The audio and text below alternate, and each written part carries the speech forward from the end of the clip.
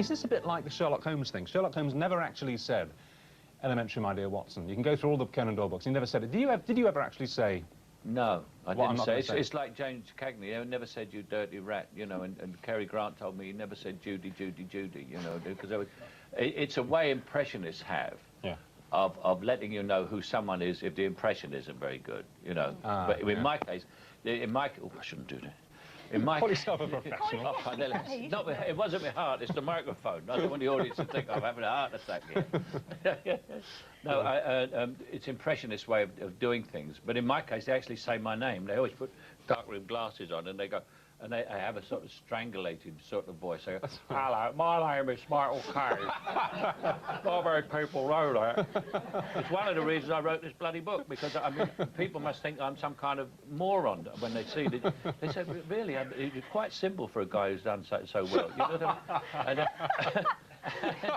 And I always get terribly ticked off when I see these guys, because they don't get my voice. And the other one that I don't like is they then sort of do some sort of cockney thing, is they say they'll get the grammar wrong, you know, which is why don't you become a millionaire like what I done, you know?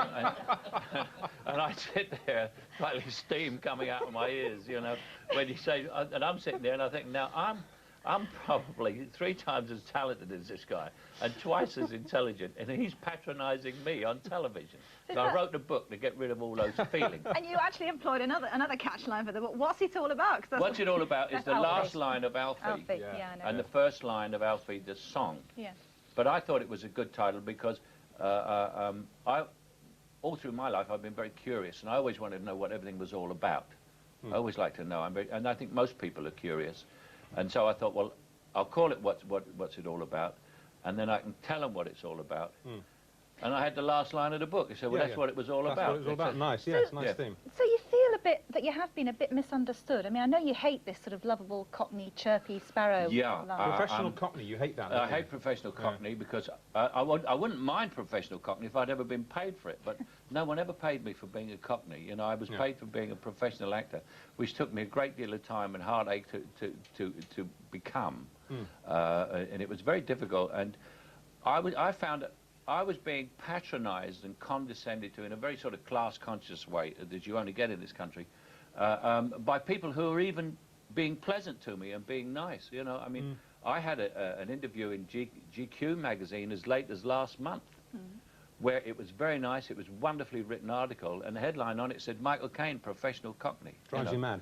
Yeah, I threw the magazine right across the room, and then I sort of went back later and read the article. Yeah, you know.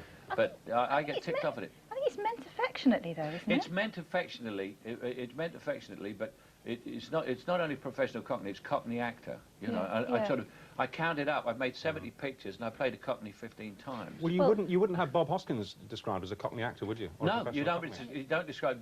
Bob Hoskins plays Americans. You don't hear Woody Allen described as a New York actor. No. And in fact, your first major film role was in Zulu, wasn't it? Where I played a very upper crust officer, and nobody knew the true me until eventually I appeared on television and blew the whole thing away. I should have stayed off television and kept playing those parts. Yeah. What show was that? Do you remember?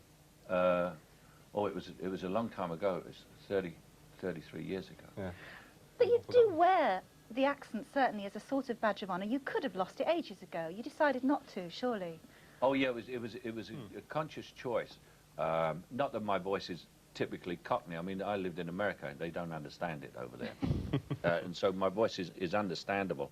But it was a conscious choice to retain not so much a Cockney accent as a working class persona, because I was very much aware, coming from where the sort of lower orders of this country, how terrible it is when you say to someone, like I would say, where I came from, I'd say, I want to be an actor, you know, and they say, who do you think you are? And other people, like teachers, would say, point a finger and say, don't get ideas above your station, which to me is like a red rag to a bull, because there are no stations in my life. There's a straight line, and it's where I want to go. So you mean you did it almost to prove a point? Oh yeah, actually, and I did it also for young people out. I mean, class doesn't matter to me anymore. I mean, I moved and have moved right throughout any strata. Classless circles. I mean, anywhere. It doesn't. Class doesn't mean a thing to me, except backwards and altruistically for other people who may be suffering in this country.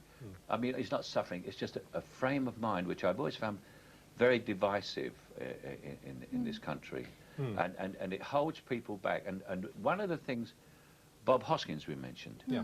When he first became an actor, I saw him on television before I ever met him, and someone said to him, because he's so cockney, you know, what made you think you could become an actor in the first place? And he said, Michael Caine. And that proved me right in what I was doing. And it's not just acting, it's anything anybody wants to do.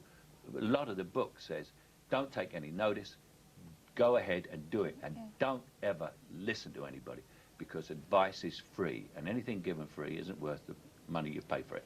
Is that sort of British attitude, that class attitude, one of the reasons why you like America so much? Yeah, I do. Love it. Yeah, I mean, there are masses of things wrong with America, and I live here, you know. What happens immediately, you say, I like America, and everybody, you hear 3 million people, whoever watches it, say, well, why don't you go and bloody live there then? Well, I did, and I did.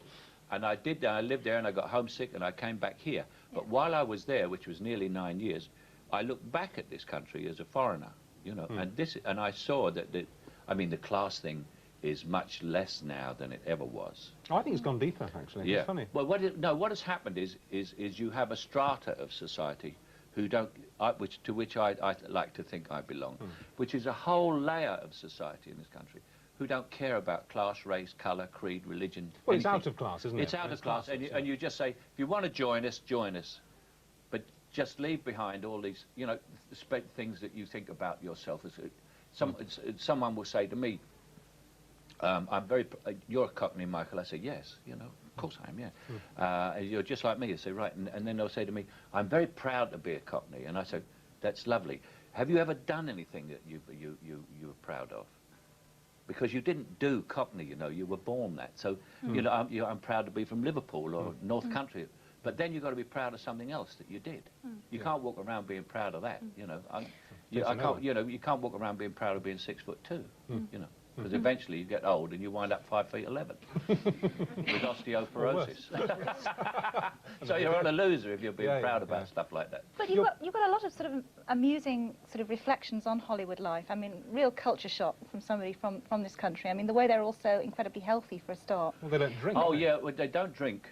They don't drink. And like, if you order, you'll go in and everyone around will order Perrier, which I was so pleased when they said they found sort of gasoline in Perrier. I thought, all those sons of bitches in Hollywood all looking at me. Cause you have one glass of white wine very genteelly at lunch, and word gets out you're an alcoholic, you know? And then all they eat is salad. And one day I had a salad, you know, and I thought, I'll have a salad. And, you know, I'm an Englishman, I expect lettuce, tomato, cucumber, radish, and a couple of spring onions or something, you know, and a bit of beetroot. They brought me a bowl of leaves, all different leaves, different from each other, and none of which names. I mean, I said, what is that? They said, rocket. What's that? Arugula. And it was stuff I'd never heard of. And I eventually left.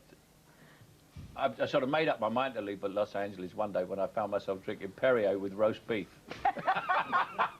I said, it's time to get out of here. But all these people, but then I didn't know, you see, because I grew up in a generation of actors. We were all drinkers. I mean, I'm not now, but we used to be very heavy drinkers. I mean, you see the guys along the way. I grew up with Peter O'Toole, Richard Burton, all these guys, Richard Harris. Yeah.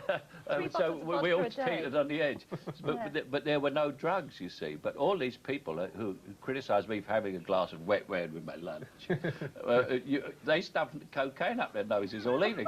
But they do it at home, so you don't see that.